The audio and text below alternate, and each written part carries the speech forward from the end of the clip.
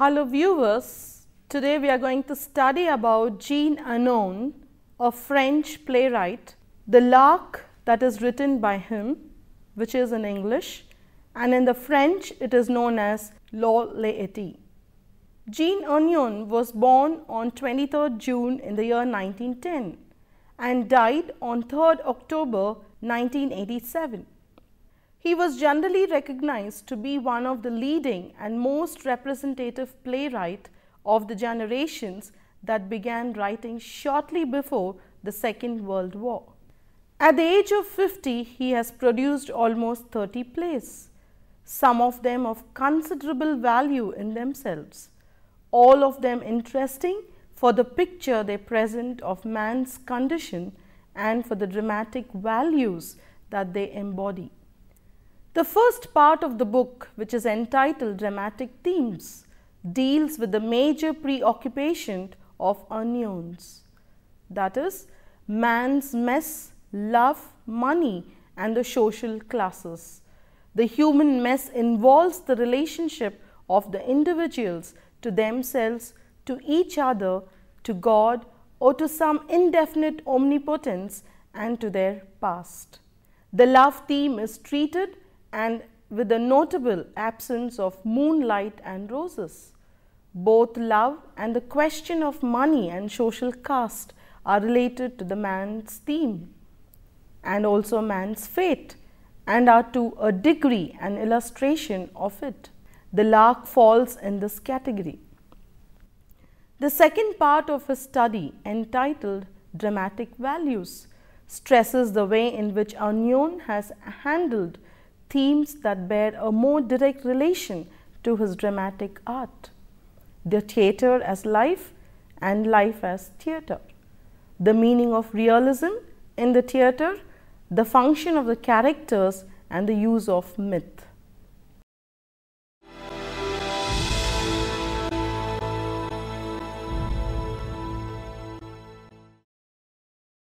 Lark was written in the year 1953. Which actually belongs to his central period of Anouiln's theatre, for in it we see again the intransient heroines who refuses to say yes to life. Unlike the other plays written during the third period, the Lark shows us unconquered heroine who remains true to her love and also to herself.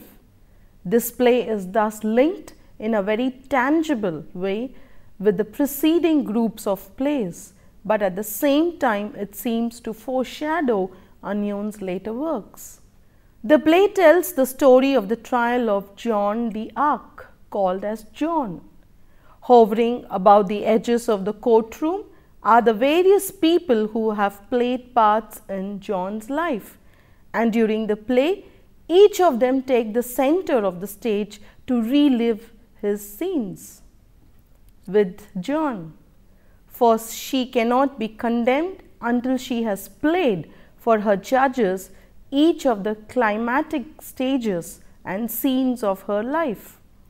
After recanting, John realizes her error, that is, she refuses to comply with her judges' wishes and is taken to the stake to be burnt. At the last moment, at the bourriquot rushes in and stops the execution, reminding everyone that John has to play the scene of the coronation at Reims, and the agreement was that she be allowed to play every scene from her life. The play ends with the tableau of the scene in the cathedral in which we see the true John d'Arc. The difference between John and Antigone is that Antigone acts herself alone, becoming only and almost dehumanized, whereas John has a love for the common man and is filled with the milk of human kindness, so abhorred by the inquisitor who judges her. She would lead all the simple-hearted into the kingdom of God, for she believes they are all good, as the wolves that God created innocent are good. The theme of the natural man who has faith in the native goodness of humanity remains a constant theme in Anouiln's plays. There is a difference, however. Franz is a naturally good, but he has no faith in man as his brother, and he can only say with Orphy, "I hate them all one by one." John imbues with love, strikes a note of optimism in the blackness of Anouiln's theatre. Indeed, the play ends on a joyful note, one we could not have expected from this author. The ending may appear to be contrived, but it is impressive that it survives. That is not John as a symbol of France, that is joyous and invincible, led from time to time by a pure ideal. As we read it, which says, "That little lark singing in the sky of France over the heads of the foot soldiers."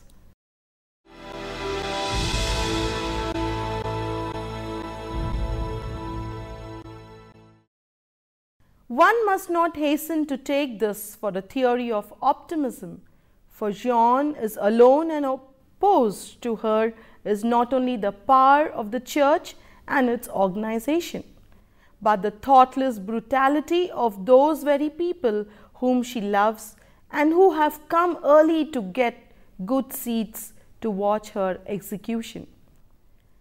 They are the same people who would have acclaimed her triumphal entry had she taken Rouen, people with no mind of their own, those whom this grisly inquisitor can lead.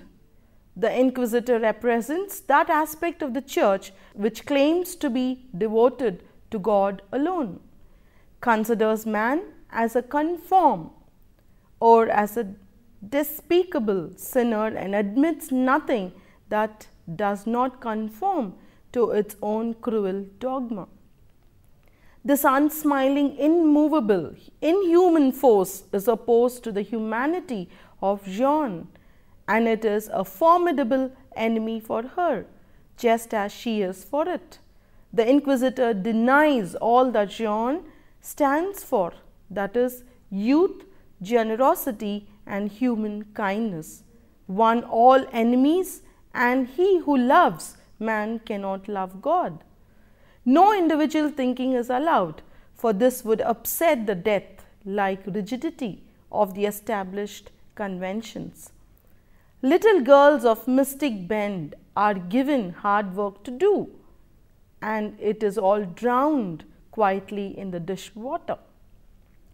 Or else they are married, and at the second howling brat hanging at their skirts. We no longer have to worry about the voices they hear. These are not the people the inquisitor fears, nor does he fear the devil. After all, he is a former angel. He belongs to us. Rather is he frightened by those who are worthy of themselves, whose true God is an unconquered vision of their truest self. These are the people who will never submit to the domain of the idea. Inhuman, organized, abstract, and formal, the idea is a safeguard for the mediocre. The inquisitor, he says, how powerful we become someday in one shape or the other. However strong the idea becomes in the world, however hard or precise and subtle its organizations and its police became, there will always be a man to be tracked down somewhere, a man who has escaped us, whom we will catch at last, whom we will kill, and who will humiliate once again that idea at the height of its power, simply because he will say no. Without lowering his eyes, he hisses at John. Here Anouiln returns again to this idea of the two races, that John, who like Antigone, is there to say no, reminds us of the later heroine by the absurdity of a refusal for her as a judge.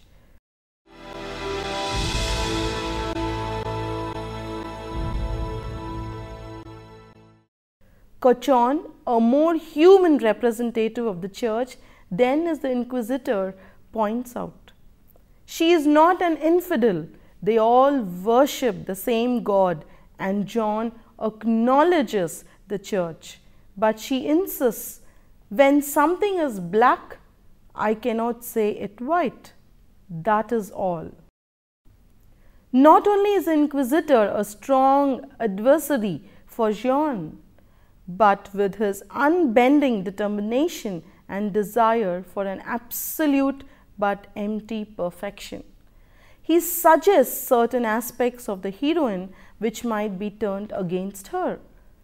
He is in some respect a caricature of heroic refusal and seems to announce the anti-hero that we shall see later in Poor Brito in the year 1956. Brito too condemns those who will not conform to his pattern of perfection and says, we must do away with men as much as possible. If John is in the momentarily to the exhortation of Anouiln, it is because she is sincerely convinced of her duty to do so. By the image of Christ's suffering for her and by Charles' assurance that he no longer needs her, her temporarily physical salvation affords a relief for all of us. To the inquisitor, because man has said yes. To Anouiln, because he abhors seeing John suffer and believes in the efficacy of the Mother Church. To the Queen and Agnes Sorel, because it is so unpleasant to suffer and so pleasant to live, and to Charles, because it is inconvenient to have people devoted to each other and to her, for it creates obligations. But John soon realizes she was wrong to remain true to herself. She must die, or she will no longer be John, for unless she accepts her death, she cannot relive the scenes at Reims, which represents the true and eternal Jean, that is, Jeanne d'Arc. Warwick tries to dissuade her by telling her that time will again bring everything back, but this is precisely what John refuses. She says, but I do not want things to work out. I don't want to live your time. Can you see Jean having lived? Anything having worked out? Jean freed perhaps, vegetating at the French court on small pension? Jean accepting everything? Jean with a tummy? Jean becoming an epicure? Can you imagine Jean is making up, wearing a henning, stumbling over her train, pampering a little dog, or with a man at her heels? Who knows, even Jean is married. We are reminded of Antigone refusing to grow old and become someone who is her real self, or Jean consummating her love with Frederick in death before time comes, or is covered themselves to the falsehood. Warwick cannot understand Jean's decision.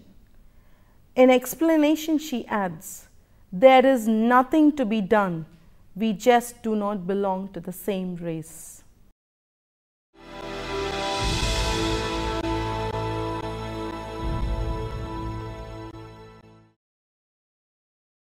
In the Lark, we find the most thorough discussion of the problem of God and his relation to man yet to come from Anouiln's pen.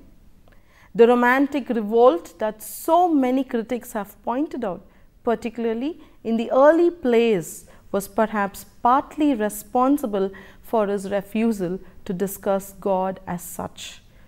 God was another man, made concept with this hero rejected along with the others.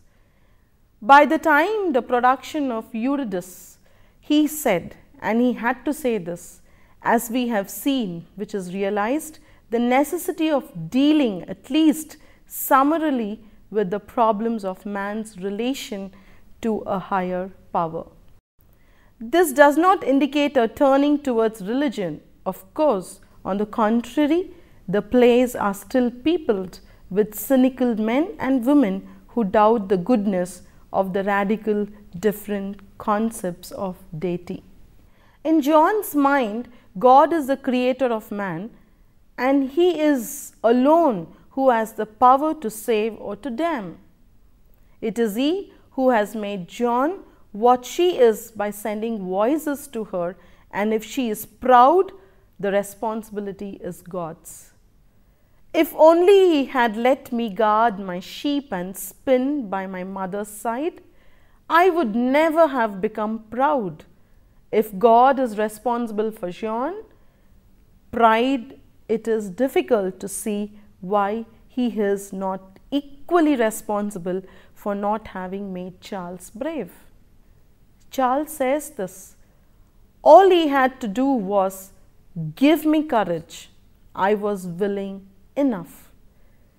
Jean seriously remarks to this comment, do you think he is your nursemaid and you are the only person he has to take care of? Couldn't you try to work things out with what you have got? The difference seems to be that Charles is seeking an excuse for a negative attitude, whereas John seeks a justification for a positive one. Charles has been given the same intelligence as everyone else, but he has failed to put it to use. He says, you can put it to good or to bad use. Charles, for that God leaves you free. Jean reacts to that. Jean tells him, then there is a margin of will which allows men to bring to the potentials given to them by God. Most men fail to tap these resources and lazily blame their weaknesses on God. Real miracles, says John. The one that makes God smile with happiness is in heaven. That is, must be those that men do all by themselves with the courage and intelligence that he gave them.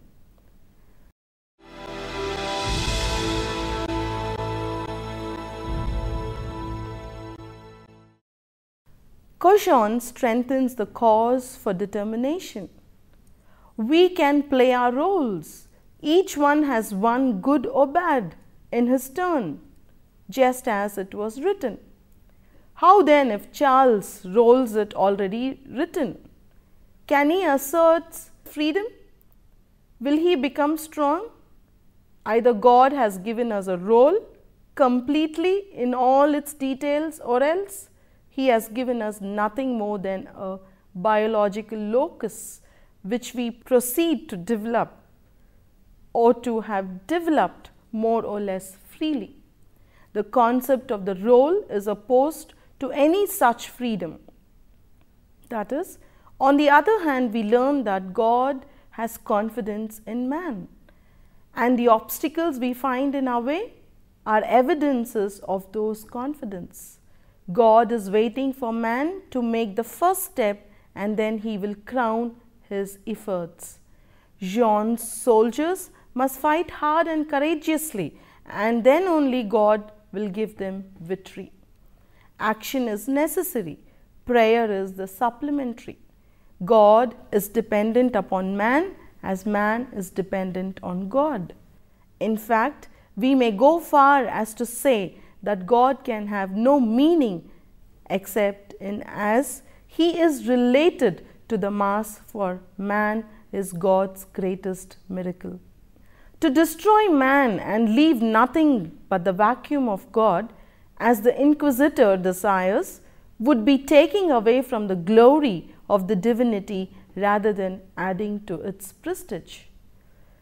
In the universe that Anouiln has described, man's actions are a result of God's will, and unless man acts, that he cannot be disclosed on earth, which is the only place where it has any true meaning if man is the end of creation.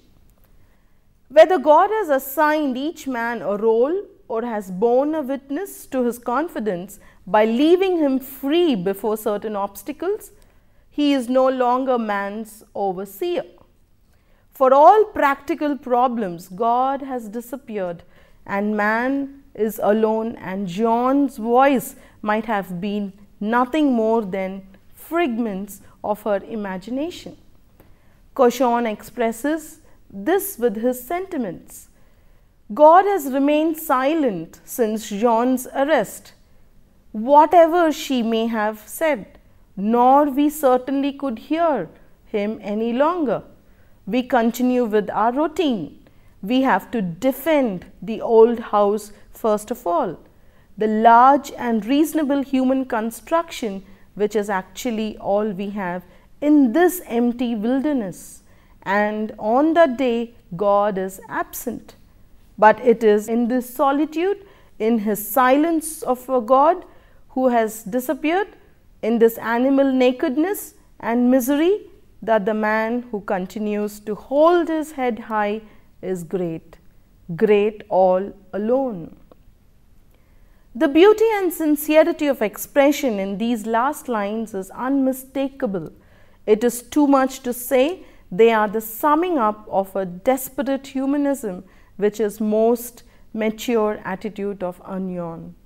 It is in the spirit of these lines, imbibed with the grandeur of man's left to himself, that John, her eyes lifted to silent heaven, realizes she must answer for herself the question of God's purpose with her life.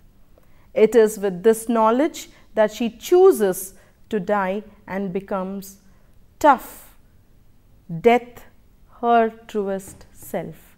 The immortal lark sings in the sky of France. Man, his role assigned, has been deserted by God and left to make his decision for himself, or whatever he believes in. And this belief in the freedom of his choice and in his ability to aid destination to take the first step is one of the distinguishing characters of the hero. Even in the face of destiny that dictates otherwise, the hero continues to have faith in his free will. Whether his freedom is real or only apparent is not the most important point. The inner freedom that lies in the hero's faith is his choice, is what makes him heroic, and he thus creates himself.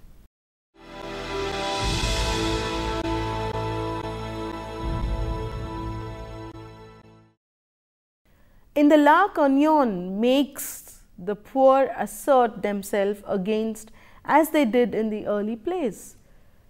Jean, who is of the people, is the only one in the play to realize the true dignity of her being by remaining true to herself.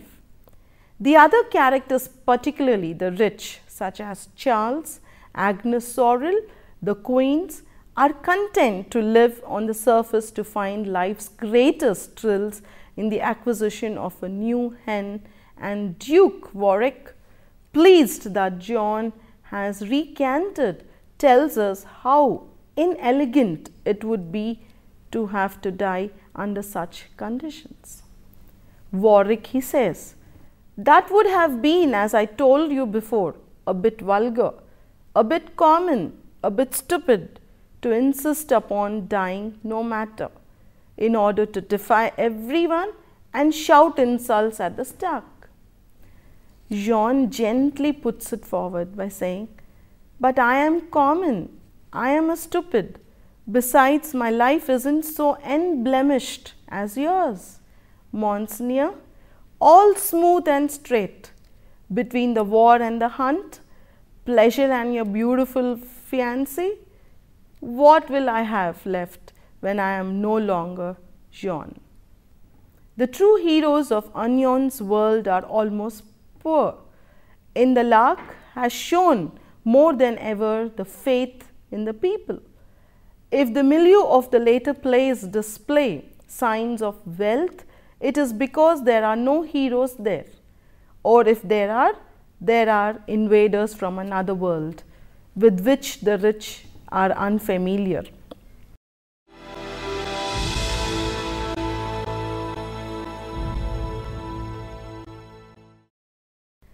In Lark, which is built on two levels, the first is that of the courtroom and the burning, the second played within its framework, which represents a stage which is made up of important scenes from Jean's life, and they are clear scenes in the play, contrasted to a more striking reality of the trial, which for Warwick is skeptical, materialistic is the only reality. Scenes from the life of Jean are frankly theatrical, played before the tribunal, that is the audience, by a set of characters. There is no attempt to evoke the scenes by a series of flashbacks. In fact, there is some doubt in Warwick's mind as to the authenticity of these presentations. Jean, as she reveals or relives the decisive moments of her life, remains the Jean of the trial. She wears no white armor, rides only on an imaginary horse with the la her, and waves back and forth from the present reality to the past scenes, which are presented reality to the past scenes, which are presented as not being quite so real. I hope, students, you have understood the concept of appearance, destiny, and the life of Jean, which is being presented in this play. See you in the next session.